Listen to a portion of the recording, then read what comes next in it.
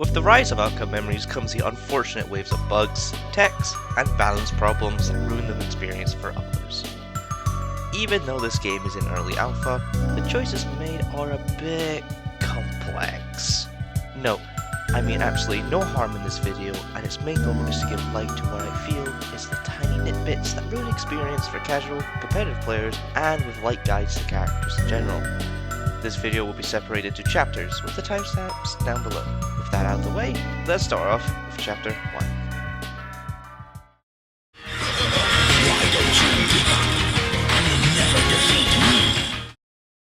It's no hard task to understand this game has some survivor-sided problems, with the two main culprits being Eggman and Amy.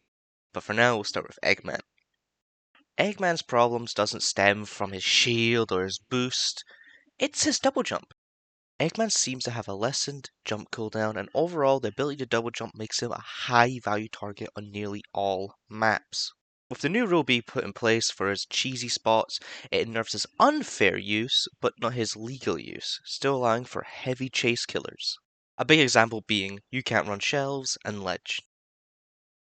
My suggestion? Either remove these spots on the map, or edit them a little bit, or maybe change the double jump in its entirety. Now, on to Amy. Amy is just immoral. With her cards allowing for versatile gameplay, she's an instant pick. Being able to tank 2 hits of rage with the Shadow or Moon card, being nearly able to outrun EXE, and with small cooldowns on her abilities, it makes her a big problem. You either focus her in rage to kill her off ASAP, or you pray you get them before some god roll happens, and that's not fun. My suggestion?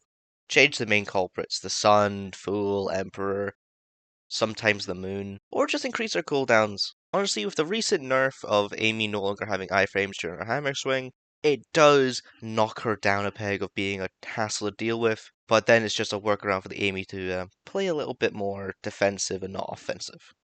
Every other character feels like they're in a good spot, or I have no personal comment on. However, Sawhawk mentions I would like to include are Cream's Glide, and sadly Knuckles' Glide was nerfed, but it was what I was going to mention anyway before this update came out. And now, onto the final chapter of today's video. Ready or not, here I come! It's no secret people have mixed feelings about 2011X. I won't speak too much on this topic as it is confirmed he's getting a rework, but with the unknown time till 0.2 and the rare amount of people actually willing to play 2011X, I hope we get something for him. Currently, 2011X is in dire trouble. He needs a bit of both to survive right now, and recent changes have been nothing but confusing. First off, his grab nerf. Grab no longer kills at 25, but at 15, meaning if you're good and with a bit of luck you can escape grab at approximately 35 HP.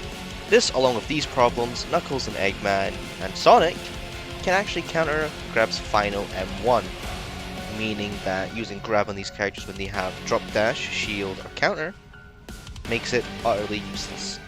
Certain characters randomly gaining immunity after events, for example Cream's heal, just being able to completely bypass an M1 along with a grab makes it that she can just do this in the open and extend the chase for a couple extra seconds, and in a game where time is very important, you can imagine how that's a bit of a problem.